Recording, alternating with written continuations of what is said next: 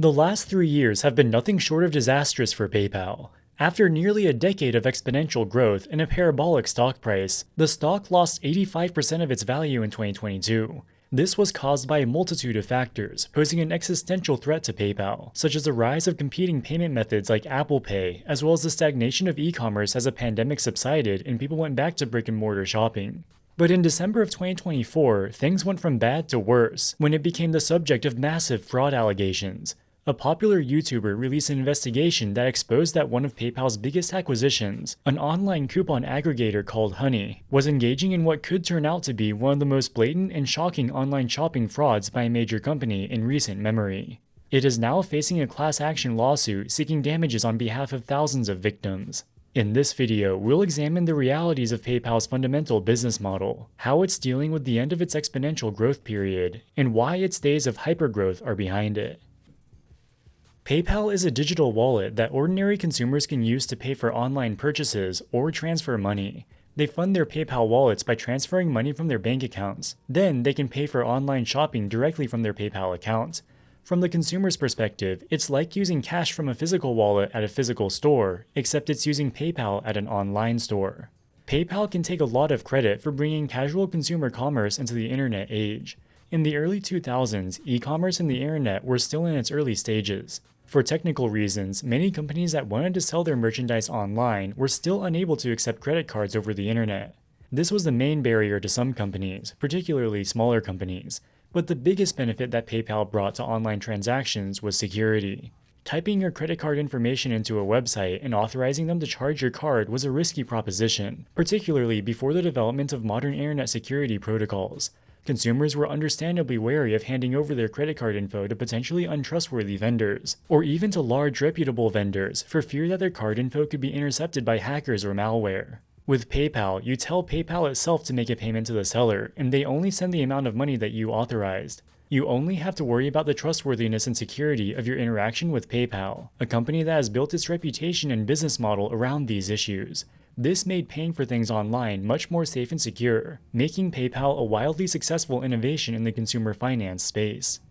For most of the 2000s and early 2010s, PayPal was owned by the e-commerce giant eBay.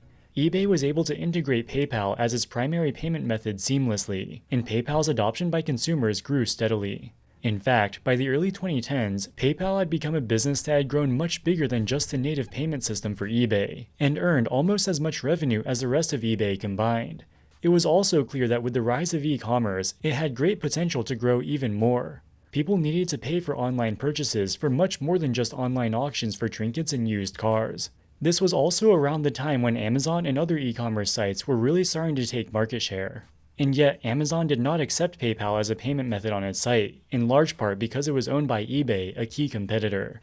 In 2014, the activist investor Carl Icahn recognized this, and realized that there could be significant value separating eBay from PayPal. He built up a position in eBay stock and wrote an open letter to shareholders, asking them to call for a spin-off of PayPal. eBay initially resisted, but eventually agreed to spin off PayPal in the second part of 2014. The spin-off of PayPal has been a huge success. On the day the decision was announced, eBay stock went up 7.5%. As an independent company, PayPal pursued relationships with other e-commerce sites that eBay may have considered competitors. It also expanded into new payments markets that eBay would not have been interested in, such as POS devices in brick-and-mortar retail establishments. Throughout the rest of the 2010s, PayPal grew rapidly, with its revenue growing double-digit percentages each year. Its net income exploded, increasing by 5 times in 5 years, from about $500 million in 2014 to almost $2.5 billion in 2019. In the years since the mid-2010s, PayPal has grown into a diverse business, but its core money-making operations have largely stayed the same. To understand how PayPal makes the bulk of its money, we first have to understand how the traditional credit card system works. The normal system can be broadly split up into 5 different types of participants: the buyer, the seller, the credit card network, the issuing bank, and the merchant acquirer. The buyer and seller are self-explanatory. The buyer is the person who wants to buy something that the seller has to offer. The issuing bank is the bank that the buyer has an account with, like Chase, Citi, or Bank of America, just to name a few of the biggest. This bank holds the buyer's money that is eventually used to make the purchases. The merchant acquirer is conceptually like the bank for the seller. It receives payments made by the buyer on behalf of the seller. Some well-known examples of merchant acquirers are Toast, Stripe, and Clover, but there are other large ones as well.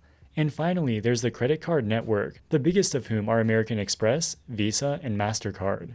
The credit card network provides the infrastructure and communication protocols for the merchant acquirer and issuing bank to communicate with each other to execute transactions. PayPal rethinks this whole system. Instead of having 3 separate middlemen in the issuing bank, credit card network, and merchant acquirer, PayPal can act as all 3. When a buyer pays a seller using PayPal, they can directly send money from their PayPal wallet to the seller's PayPal wallet. The buyer's PayPal wallet replaces the issuing bank, the seller's PayPal wallet replaces the merchant acquirer, and the PayPal network replaces the credit card network. PayPal gets to collect the fees that otherwise would have been collected by those elements that it replaces, which for most types of transactions averages a total of around 3%. There are other ways PayPal inserts itself into the traditional credit card system as well. For example, it can act like the issuing bank, it offers merchant acquirer services, and can even act as an extra middleman between the credit card network and merchant acquirer. But the main thing to understand is the traditional credit card system, and that PayPal replaces or inserts itself alongside certain parts of it. Because PayPal makes money in the same way as the traditional credit card system, and indeed competes with it, its operating and financial results are similarly dependent on transaction volumes. The 2 most important operating metrics for PayPal to measure the success of their product are total payment value and the number of payment transactions. Like the traditional credit card system, the amount of revenue PayPal generates through charging fees on transactions is a fixed amount per transaction plus a percentage of the transaction size. So both the number of transactions and the total size of all transactions determine the company's revenue. As PayPal has gained adoption among e-commerce merchants and consumers, both of these metrics have been increasing exponentially every single year. In fact, in the 5 years before the pandemic, both the number of transactions and total payment value grew at an annual rate of almost 30%. With no end in sight for the company's remarkable growth, PayPal's stock price similarly went exponential, increasing nearly tenfold from its spin-off from eBay in 2015 to its peak in 2022.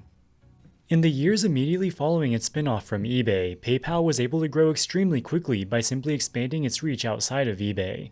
Companies like Uber, Walmart, and countless other companies, both large and small, started accepting PayPal. Similarly, with more and more places accepting PayPal, more and more consumers found it worthwhile to open up a PayPal wallet. The total number of active PayPal accounts more than doubled from 2015 to 2020, from 179 million to 377 million. But following the pandemic, the growth in e-commerce hit a wall. Additionally, competition from the likes of Apple Pay, Google Pay, and other consumer payment solutions began really heating up. PayPal knew it would have to find new ways to augment its product offering. It attempted to do so in a number of ways. One of PayPal's biggest growth bets was the launch of its Pay in 4 program in 2020. The Pay in 4 program is PayPal's entrance into the Buy Now Pay Later space. Buy Now Pay Later is one of the most rapidly growing parts of consumer finance. Major players like Affirm and Klarna have seen their popularity among consumers skyrocket in recent years. The reason that Buy Now Pay Later has become so popular is because it allows consumers to smooth out their consumption, which lowers the psychological barrier to making a single large payment. It also offers credit to consumers who otherwise would not be creditworthy enough for traditional consumer loans. PayPal's Pay in 4 offering is an additional payment method that is sometimes available when making a purchase with the merchant who accepts PayPal. With Pay in 4, the full purchase price is spread out between 4 payments, 15 days apart, with no interest. You have to be approved for each Pay in 4 installment loan you take out, but most applications get automatically approved within seconds.